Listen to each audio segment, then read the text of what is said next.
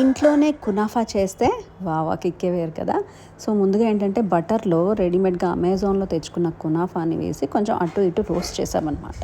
అది రోస్ట్ అయ్యే టైంలో ఒక గిన్నెలో వాటర్ షుగర్ వేసి మేపుల్ సిరప్ రెడీ చేసుకున్నాం. ఇది రెడీ అవుతూ ఉంది.